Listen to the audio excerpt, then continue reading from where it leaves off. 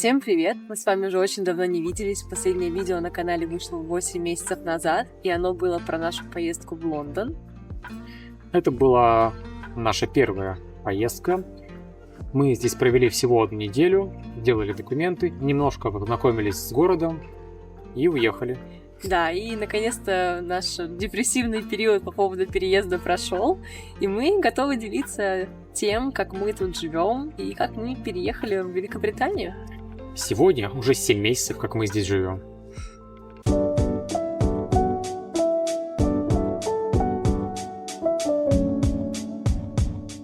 Переезд в Великобританию был нашей большой глобальной мечтой и целью в течение последних 3 лет. И хотя мы уже успели переехать в Сербию, у нас уже был опыт иммиграции, нам казалось, что еще один переезд пройдет легко, однако все пошло гораздо сложнее, и после переезда в Лондон нас все-таки охватила легкая депрессия.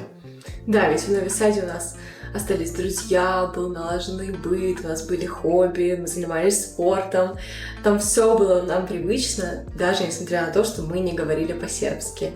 А здесь все пришлось начинать сначала. К тому же, перед окончательным переездом в Нови-Саде последние 1,5 месяца мы провели в достаточно расслабленном ритме.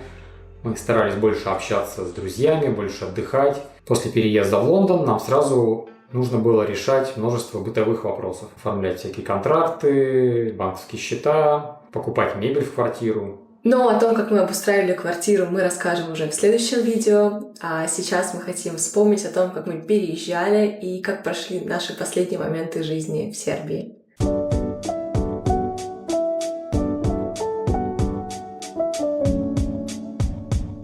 Сразу после возвращения из Лондона я полетела в Москву, чтобы продать свою машину. Ну что, прощаемся. Не знаю, мне кажется, сейчас приеду домой и буду плакать. Я уже скучаю. Так классно прокатились. В Москве я провела целую неделю, и за это время мы успели с папой повесить дверь на сарай на даче. Ну и что ты думаешь? Давай примерим. Прижмется. Мы все-таки сарай делаем. Что, ладно? Пойдем. А с мамой и бабушкой я отпраздновала Пасху. 1, 2, 3. Когда я вернулась в Нови-Сад, мы с друзьями съездили на 3 дня в кемпинг. Это был наш первый свой опыт, когда мы ночевали в палатке несколько ночей подряд.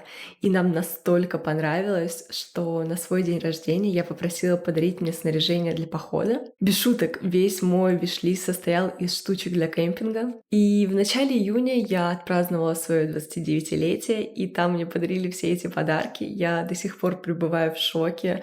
Во-первых, от того, что у меня было так много гостей, а во-вторых, потому что все подарки мне подарили, и они нам очень-очень пригодились потом, при переезде и даже здесь, в квартире уже. Это очень круто.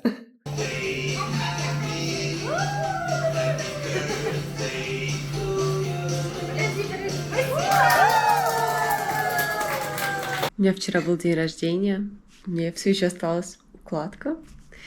Вот тут лежат мои подарки. Жду своего часа. Здесь столик для пикника, сумка-холодильник, чайник, кружки, котелок с тарелками, спальник и палатка. Вот столько мне подарили вчера цветов. Вон там еще один букет. Просто невозможное количество цветов.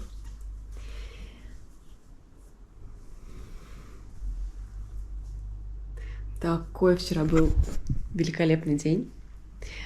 Но сегодня я поняла, что у меня появилось настроение собирать вещи.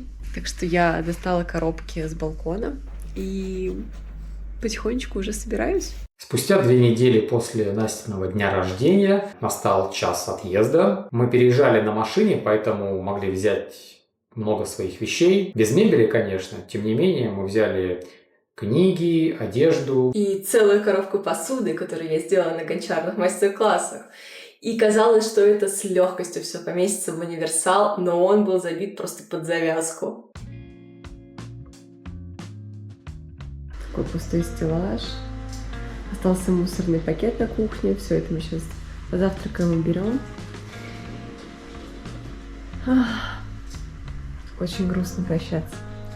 Я не успела прибраться на балконе хорошенько. Цветы остаются ребятам. Бочка для полива тоже. Это последнее наше видео в этом лифте. И фото.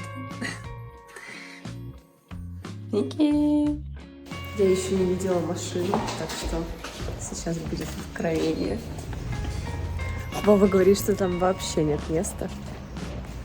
Мне не верится, потому что она довольно большая. Смотрим. Офигеть. Офигеть. Это штучка для пылесоса. Вау. Максимально плотно. Это наш чайный гриб. Мы берем его с собой. Это мусор. Вот это да. У меня еще рюкзак. А что там сбоку? Пойдем посмотрим. Ох. Ё-моё. Тут реально ничего не притиснуть. Пылесос. О, ну ничего себе. Местечко все-таки осталось.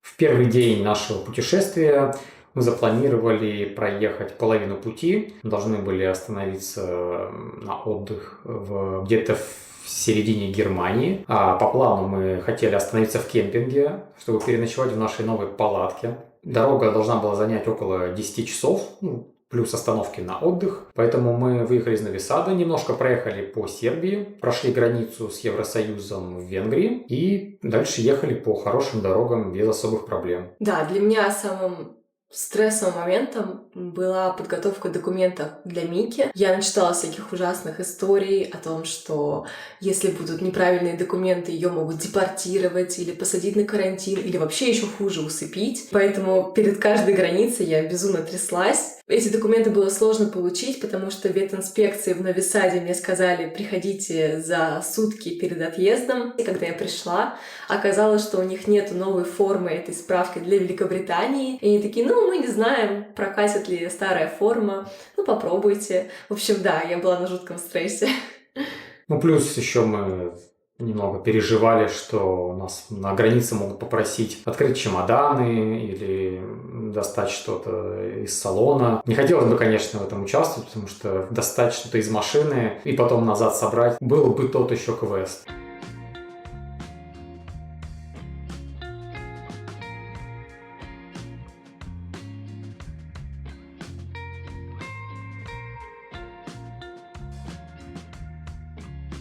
Все, мы только что прошли венгерскую границу, нас не заставили ничего доставать. Человек прошел, посмотрел, что у нас все полностью забито, сказал просто фул. Подошел, посмотрел Микин паспорт, больше ничего, никакую даже справку никто не спрашивал, только паспорт. Мы сдали отпечатки пальцев, и нам поставили печати. Все, мы едем дальше, мы уже в Европе. Сегодня нам осталось еще ехать 10 часов до Германии. Такие дела.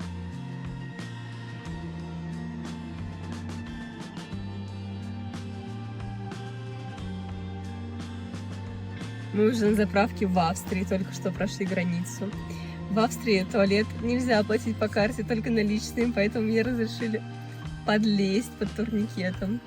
Хороший сервис, мне нравится. Мы купили карточку, которая оплачивает платные дороги в Австрии. В Венгрии мы этого не сделали, поэтому есть вероятность, что нам придет штраф в 47 евро.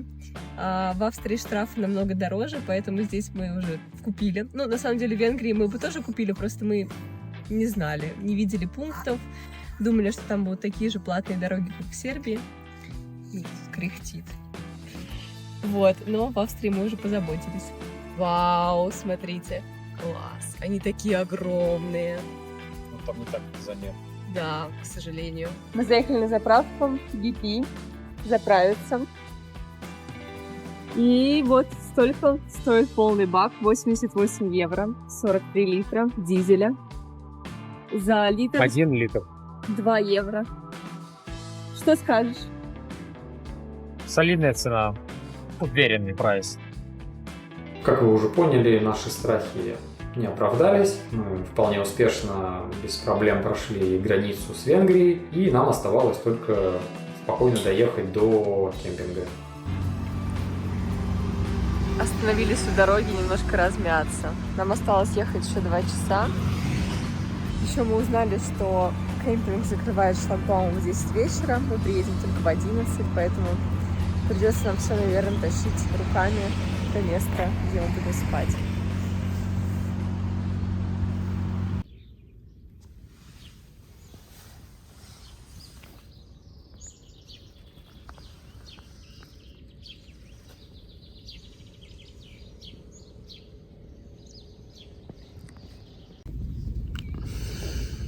Иди сюда, хочешь? Нет, на улицу мы не пойдем, посиди со мной. Сейчас 8 утра, мы проснулись в кемпинге. Вчера мы приехали после 11, и... В общем, из-за этого нас не пустили на машине на территорию. Здесь вообще никого не было, никакого охранника, никакого администратора. Ресепшн работал до 5, здесь онлайн, не онлайн регистрация, а регистрация через терминал. Регистрация до 9 вечера. Поэтому мы оставили машину за территорией, принесли все сами. В темноте ставили палатку, тихо, потому что вокруг все спали. У нас не было карточки, чтобы сходить в туалет. Короче, вообще такое приключение. Вчера была еще палатка у нас новая, и мы ее ни разу не устанавливали. Короче, вот. Было весело. Мы справились, поспали. Сейчас Вова уже прыгал в машину, все нормально.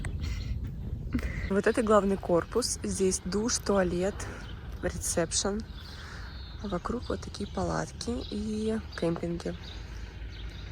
Вон там мы. Вот наша машина, которую Вова только пригнал. Ну и, в общем, вот, много машин. Вообще идея очень была классная, но все нормальные люди приезжают заранее, чтобы все поставить и отдыхать. Мы ненормальные люди. Я надеюсь, что тут написано, что нельзя без поводка. И мы с поводком. Так, все-таки на том знаке было написано «Собаки запрещены». Микки рядом с ним покакала. Я убрала. Мы идем обратно. Пойдем. Вообще это странно, потому что мы за нее доплатили 3 евро. Куда мне видеть теперь? Ладно. Меня догнала девушка с ресепшена и сказала, что мы встали в месте, где нельзя с собаками. Поэтому нам надо либо встать в другое место, что сложно, потому что у нас палатка, ну, либо быстрее уехать до 11. В целом, так и планировалось. Такая душевая кабинка. И все. Я одна. Чтобы включить воду, надо присоединить карточку.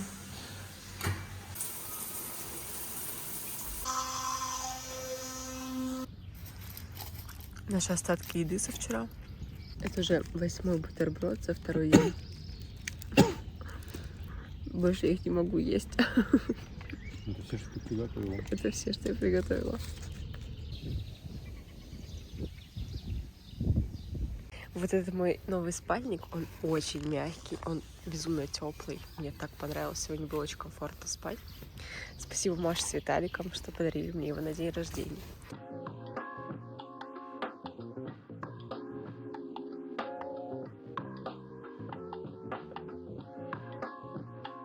Теперь Тетрис все собрать обратно. Еще остались стулья и рюкзаки. И кабачок. Вообще-то все супер подготовленные.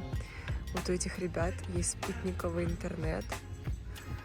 У всех есть велосипеды. Вот такие классные. Немцы умеют отдыхать.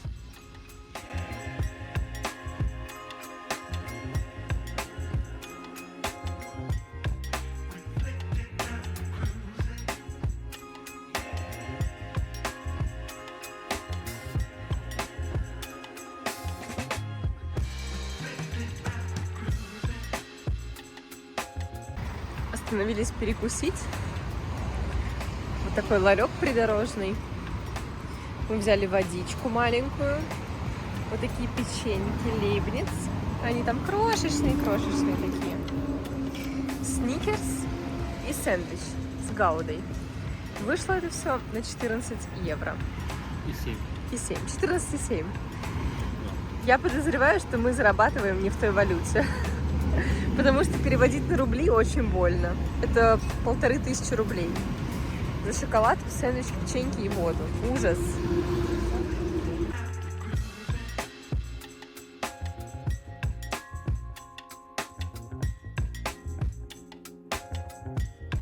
Мы приехали в город Ахен, да, чтобы встретиться с нашим другом Дайном. Вот-вот мы с ним увидимся. Это очень здорово, когда у тебя есть друзья по всему миру. Вау!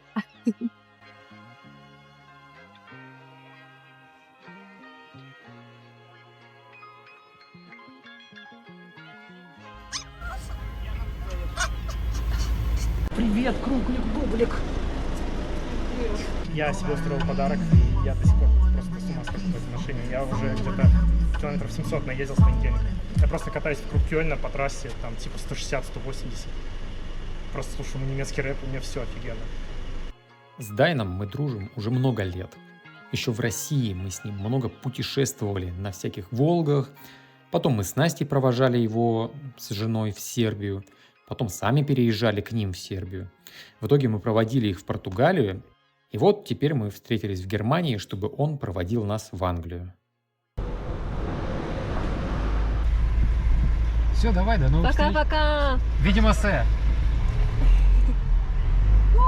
Пока! Мы увиделись с Дайном, пообедали и едем дальше. Следующая сторона — это Бельгия. После Бельгии Франция. После Франции у нас паром до Англии. Сегодня мы должны все преодолеть.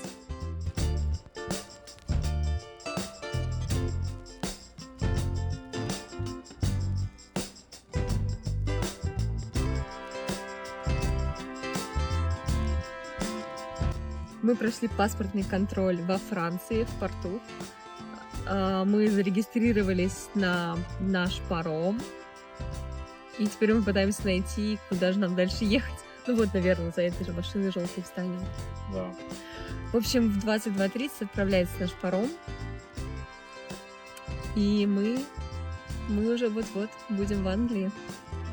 Честно говоря, до конца мы все равно все это не осознаем, потому что все супер быстро происходит. Буквально вчера мы были в Нови-Саде, сегодня мы уже почти в Англии. Оу. Мы прошли британскую границу, и вот мы уже стоим в очереди на паром, который отправится через 26 минут. Да, мы еще не погрузились, но я думаю, что это довольно быстро все будет.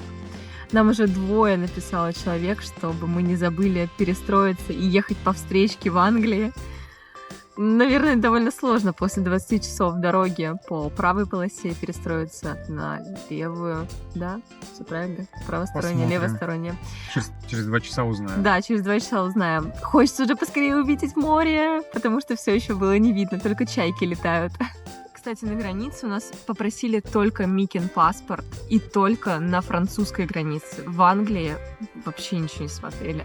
Там были милые женщины, девушки, точнее, молодые, и они умилялись, какая Мики классная, потому что она чесала Вовину руку, чтобы он ее погладил.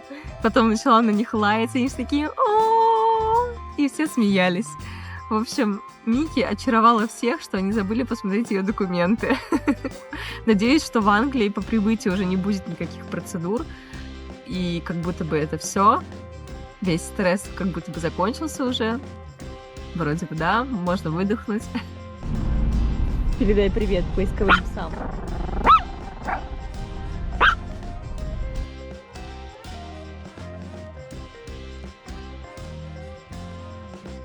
Заезжаем на паром. Он очень большой.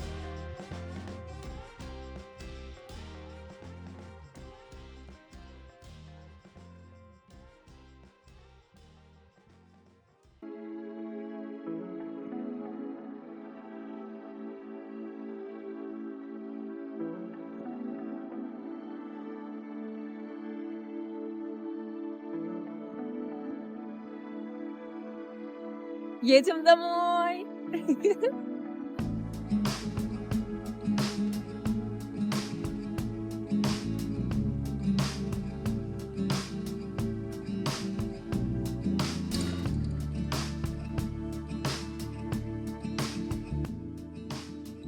Люди внутри сидят там, едят вкусную картошечку фри, точнее, извините, fish and chips. Нам туда нельзя, потому что у нас собака. У нас был выбор остаться либо внутри в машине, что супер скучно, либо пойти наверх и всю дорогу 1,5 часа быть на улице. Надеюсь, мы не замерзнем и будем наблюдать красивые виды.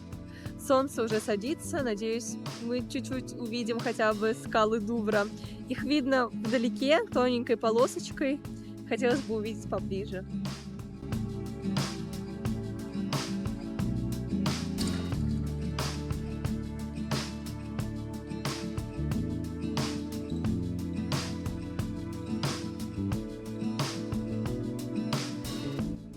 Вот только мы заехали, и сразу же круговое движение. Самое сложное. Боже, машина. Молодец, все в порядке. Ух, это было волнительно. Все, никакого полицейского контроля. Ух ты, скала. Ну вот мы доехали до города, и действительно ехать сложно.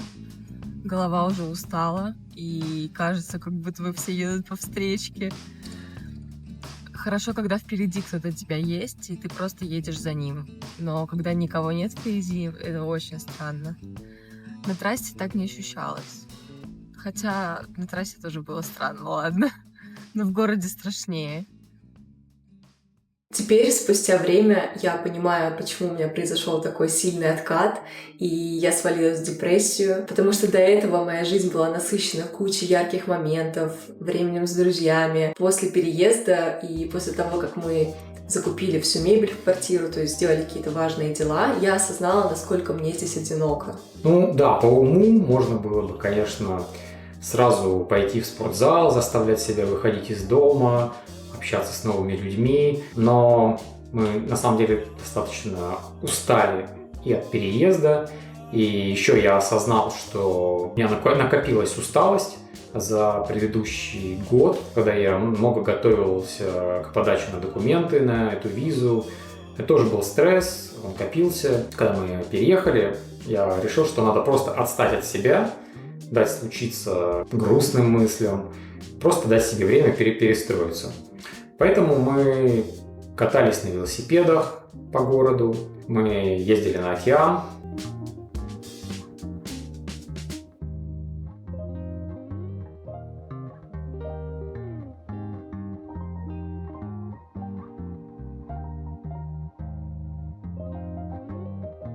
Смотрели по вечерам фильмы дома. С чипсиками. Да, мы решили, что мы просто позволим случиться этому периоду и не будем требовать от себя новых сверхусилий. Да. Я продолжал работать свой 8-часовой день и ни о чем не заморачивался. Итак, спустя полгода нас наконец-то отпустило, и в жизни начали появляться краски, появился вообще какой-то интерес к городу и к стране в целом. Прошла какая-то раздражительность. Поэтому, если вы сейчас недавно переехали и у вас какие-то похожие ощущения, то просто дайте себе время, это все пройдет. Отодвиньте как можно больше несрочных дел на потом, отдыхайте и не корите себя за безделье. Да, это действительно важно. Еще нам повезло, что мы переехали летом. Представьте, город утопает в зелени, можно гулять по паркам, наслаждаться живописными видами. И это во многом нас поддержало. По сути, только осень наступила к концу октября, и такие самые тяжелые месяцы для нас были ноябрь и декабрь. После декабря мы уже поняли, что как-то мы переварили наш переезд, и мы поняли, что все. Чувствуем хорошо. Мы готовы восстанавливаться и как-то коммуницировать с новой реальностью. Сейчас нам очень нравится Англия, Лондон, а Сербия всегда останется в нашем сердечке. Я думаю, что мы еще не раз приедем в Нови Сад, навестить друзей. И к стоматологу, потому что билет стоит всего 20 фунтов и не нужна виза.